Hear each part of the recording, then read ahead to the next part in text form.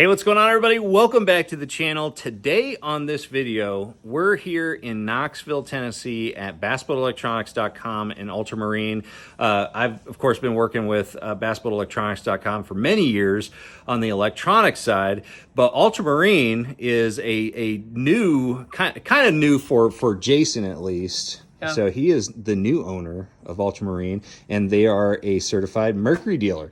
So we figured, because we were talking about props, and I'm well versed when it comes to the Fury line and the Tempest Plus line, but don't know a whole lot about the Bravo line of props from MERCURY. And so we're just going to wrap a little bit about the differences of these four different props for bass boat applications. So let's talk about it. Let's start with kind of the base entry level, stainless steel prop, which is the Tempest Plus. Mm-hmm. This is one that I actually ran. There's a boat out there that looks exactly like the boat that I ran in college. Yeah.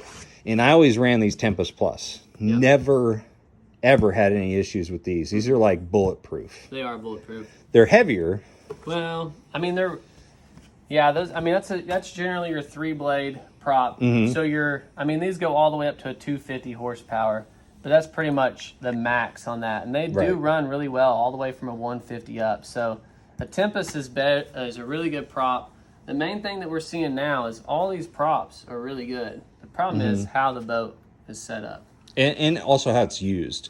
Correct. That's also one thing that people don't take into consideration a lot is they think that, the Fury prop is going to be, the top of the line, because that's, it is a fast prop. It's kind of been touted as like the prop that you want to be able to get the most speed and performance. But we also don't think about the type of environments you're using these props. And the reason why I started with the Tempest Plus is because it still has a major place. Oh, yeah. So I actually carry a 24 pitch Tempest Plus with me on the road, because if I go to a fishery where I'm fishing way up a backwater somewhere, and to get into that area, you're idling through some really skinny water and maybe dinging rocks and stuff like that. The Tempest Plus is actually one of the most durable props that you can find especially for a MERCURY engine. It is a absolute beast for shallow water fishing, and especially if you have hard cover, maybe you're bumping into stumps and things like that. I'm not advocating beating up your equipment, but the Tempest Plus prop line is really good for, handling a lot of that abuse, okay? You may not get as much speed out of the Tempest Plus as you do the Fury, but you were talking about 1 or 2 miles an hour difference. It's just a more robust prop that can handle a lot of different, things that you throw at it. However, as you start moving up the line here, and I'm going to talk to the Fury and the Fury 4 just from my own experience. I have zero experience with the Bravo, which I want him to chime in on. But the Fury line, they came out, 15 years ago? 10, 15 years ago? Something like that? Fury is it's made different. So it's a different alloy material that they use, stainless steel, blend that they use. And this prop, the main thing with the Fury is that it reduces friction in the water because it has a thinner material, a thinner build, okay?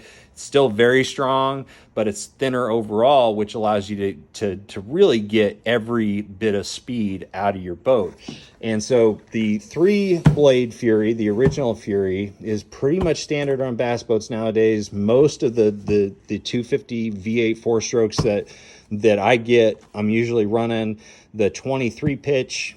Some guys are running 24 pitch on the new engines. 25 was kind of standard for like 2-stroke. The 2-stroke. Very few 4-strokes are running that high of a pitch. Yeah, there's are a few of them. But very fast prop. This is one that's kind of like the all-around favorite for bass fishing. But MERCURY recognized that there were some things, nowadays with more electronics, more gear in boats, just overall heavy loads.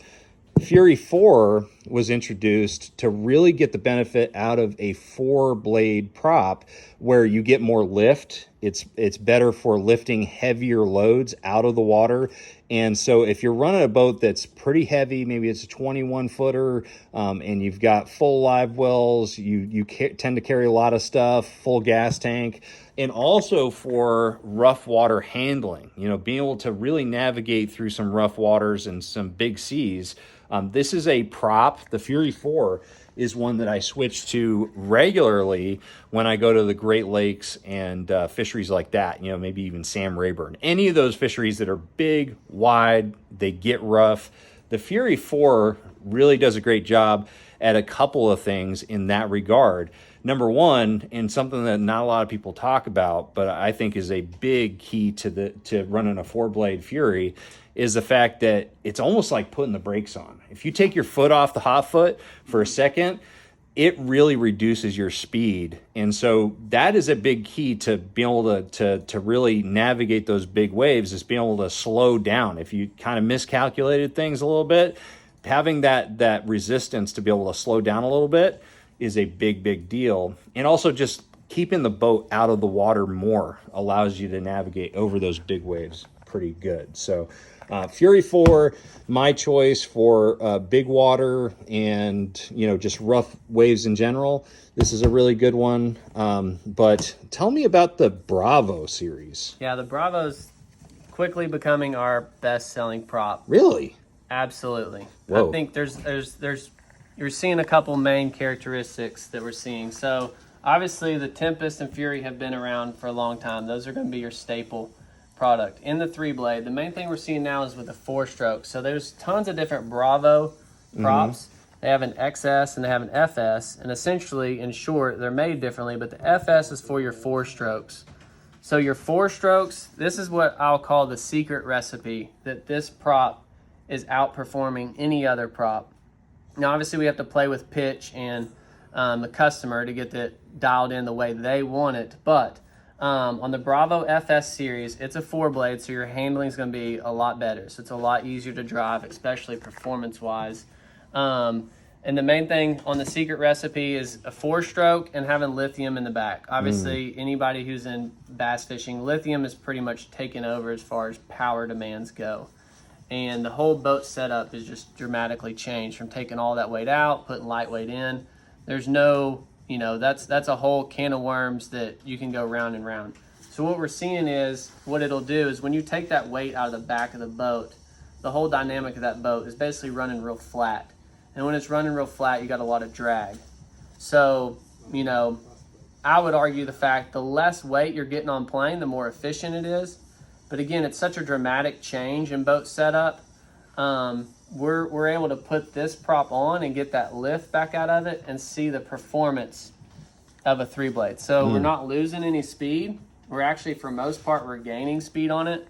We're gaining handling, so you're not having to fight that wheel. And with how crowded the lakes are, and going over waves, you can trim down and kind of run over waves. You can trim up and get your performance.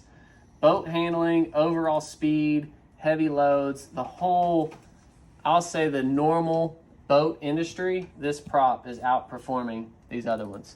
So how did I not know this? This is nuts. I've been so focused. Wait till you run one. Yeah, I'm excited. I'm actually thinking that's the one I'm going to have to run next year. I mean, if you guys have seen my garage, I've got a bunch of props in the box at home, but I don't have a Bravo because I really don't know much about them. But that's pretty exciting to hear that. Well, and a lot of people, every boat's different. And so we get people don't really understand that they need to match up a prop to their boat and their needs. A lot of people say, oh, it's a Fury, it's a good prop or whatever. Well, you may not be hitting the RPM range. There's a lot of variables in play. And people they don't really consider all the options and really fine tune it when it's actually dramatic difference. If there's many boats that have had a standard Fury prop and people are like, oh, this is what came on it. The boat manufacturers should have known. The boat manufacturers don't know what you're going to put on it. And what type of fishery you're fishing. They're putting a prop on to get it out the door. Right. So, and it's going to be, this is a very wide use prop. Will the boat get on plane? Yes. Will it run? Yes. But is it going to perform and get top speed? Is it going to be in the RPM range for your motor? Is it going to handle the way you want it? whole gambit. So one of these 4 props is pretty much 98% of all the props on a bass boat is one of these 4. Wow. And they all have different characteristics, and you got diameter, amount of blades, or whatever, and there's not a right answer. There's only a right answer for that specific boat and what that customer wants to do. I have a lot of people that'll have a 4-blade and a 3-blade, and you know, it'll change based on climate. You know, when it's really hot out, you know, they may not be able to turn a higher pitch. They may have to go down. If it's really rough out, they'll get the handling. So, I mean, a lot of people, not only they have a backup prop, but now if they're making a really long run and it's going to be calm, they may want 2 or 3 more miles per hour. If they want handling and they're getting up and down on plane over and over again, they may go back and forth. So there's a lot of aspects there, and there's not a right answer. The prop that came on the boat brand new is probably not the right prop for that setup. Mm-hmm. Wow. That was even more insightful than I actually thought that this would be. So anyways, I guess the moral of the story is that you have to call Jason here at Ultramarine to really fine-tune your boat's performance and find the right prop. But anyways, guys, I hope that you guys learned a little bit about these different props that Mercury has for bass boat applications. These are the 4 now. You know, before it was just pretty much Tempest Plus, Fury, and Fury 4 that I recommended to people, but I'm gonna really have to experience the Bravo experience next year. So we're gonna try that one, and I'm gonna report back to you guys on how I like it. So anyways, thanks, bud. Thank you for all the information. Check these guys out. Ultramarine.com, correct? Ultramarineservice.com. Ultramarineservice.com, and then bassboatelectronics.com for your electronics needs. These guys are wizards with both of them. So thank you for watching. Make sure you like, share, subscribe. I'm going to see you out on the water. Trust the process.